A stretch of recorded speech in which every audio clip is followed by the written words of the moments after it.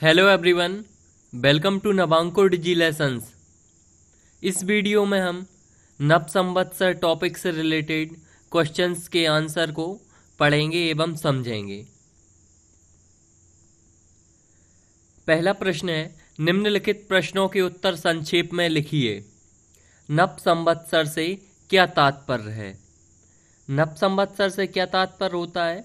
नव संवत्सर से तात्पर्य नव वर्ष से है, अर्थात नए वर्ष से। गुड़ी पड़वा का क्या अर्थ है? गुड़ी का अर्थ है ध्वजा या झंडी और पड़वा का अर्थ है प्रतिपदा या एकम। विक्रम संवत किसने प्रारंभ किया? विक्रम संवत उज्जैनी के महाराजा विक्रमादित्य ने प्रारंभ किया था। अगला प्रश्न है, बसंत ऋतु का आगमन किस भारतीय माह में होता है? बसंत ऋतु का आगमन भारतीय चैत्र माह में होता है। इसे चैत्रादि भी कहा जाता है। दक्षिण भारत में विक्रम संवत का प्रारंभ किस भारतीय माह से होता है? दक्षिण भारत में विक्रम संवत का प्रारंभ भारतीय माह का कार्तिक शुक्ल पक्ष की प्रतिपदा से माना जाता है। इसे कार्तिकादि कहते हैं। रिक्त स्थानों की पूर्ति कीजिए। चैती चांद पर्व भगवान झूलेलाल की जयंती के रूप में मनाते हैं। प्रत्येक 4 वर्ष बाद अतिरिक्त माह को क्या कहते हैं? अधिक माह। तथा उसके बाद उसके वर्ष को क्या कहते हैं? चांद्रमास वर्ष कहते हैं।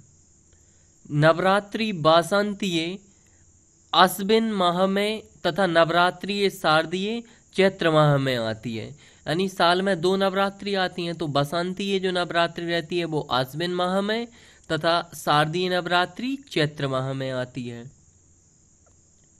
विस्तार से प्रश्नों के उत्तर देना है। संवत्सरों का नामकरण किस प्रकार किया जाता है? संवत्सरों का नामकरण समय की गणना के लिए 1 वर्ष की अवधि के अर्थ में किया जाता है। यानी 1 वर्ष की अवधि समय की गणना करने के लिए करते हैं अपन संवत्सरों का नामकरण। ऋग्वेद और अथर्ववेद आदि प्राचीन ग्रंथों में भी संवत्सर का एक काल चक्र के रूप में उल्लेख मिलता है।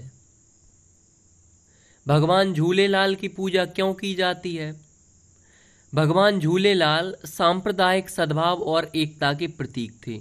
उन्होंने समाज में सद्भावना बनाए रखी, एकता बनाए रखी। इसलिए सिंधी समाज के लोग गुड़ी पड़वा के दिन उनकी जन्म जयंती बड़ी धूमधाम से मनाते हैं और पूजन अर्चना करते हैं। सौर वर्ष और चांद्र वर्ष में क्या अंतर है? सौर वर्ष और चांद्र वर्ष में यह अंतर है कि सौर वर्ष 365 से 1/2 दिनों का होता है, जबकि चांद्र वर्ष 354 दिनों का होता है। यानी दोनों में क्या है? समय अवधि दिनों का फर्क है। सौर वर्ष 365 से 1/2 दिनों का होता है तथा चांद्र वर्ष 354 दिनों का। सौर वर्ष और चांद्र वर्ष के सामंजस्य के लिए क्या विधि अपनाते हैं? तो इन दोनों में सामंजस्य बनाने के लिए क्या विधि अपनाई जाती है? सौर वर्ष और चांद्र वर्ष के सामंजस्य के लिए यह विधि अपनाते हैं कि प्रत्येक 32 या 33 चांद्रमासों के बाद एक अतिरिक्त चांद्रमास जोड़ देते हैं। इस अधिक मास, जो कि आपने नाम सुना होगा, घर पर बात होती रहती है कि अब अधिक मास लग गया है, जब कभी भी लगता है, या मलमास या लौंद का महीना कहते हैं। विक्रम संवत के अनुसार वर्ष के महीनों के नाम लिखिए। विक्रम संवत के अनुसार वर्ष के महीनों के नाम इस प्रकार हैं। जब पाठ पढ़ा था, जब नव संवत्सर टॉपिक को पढ़ा था, तब भी इन महीनों के नामों को अपन ने पढ़ा था। एक बार और पढ़ते हैं। चैत्र, वैशाख, ज्येष्ठ, आषाढ़, श्रावण, भाद्रपद, आश्विन, कार्तिक, मार्गशीर्ष, पौष, माघ और फाल्गुन। विक्रम संवत की प्रथम तिथि में कौन कौन से प्रसंग जुड़े हैं लिखिए। तो इसमें पहला प्रसंग जो है वो यह है कि इस दिन भगवान श्री रामचंद्र ने किष्किंधा के राजा बाली का वध कर उसके स्वेच्छाचारी राज का अंत किया। तो विक्रम संवत की प्रथम तिथि का पहला जो प्रसंग है वो ये कहा जाता है। दूसरा प्रसंग, इस दिन से नववर्ष का प्रारंभ माना जाता है और गुड़ी पड़वा पर्व मनाया जाता है। भाषा अध्ययन। पहला प्रश्न है, निम्नलिखित शब्दों का शुद्ध उच्चारण कीजिए और उन्हें वाक्यों में प्रयोग करना है। तो चैत्र, पौराणिक, किष्किंधा, ये जो लिखे हैं इन शब्दों का शुद्ध उच्चारण करना है और वाक्यों में प्रयोग करना है। तो आप सभी इनका शुद्ध उच्चारण करना है, आप सभी को बोल कर देखना है आप सही बोल रहे हैं या नहीं। तो पहला है चैत्र, इसका वाक्य प्रयोग, चैत्र माह से भारतीय वर्ष प्रारंभ होता है। दूसरा है पौराणिक, नव संवत्सर से पौराणिक कथाएं भी जुड़ी हुई हैं, जो कि अभी अपन ने इनके प्रसंग पढ़े हैं कि कौन कौन से प्रसंग हैं पौराणिक कथाओं से संबंधित।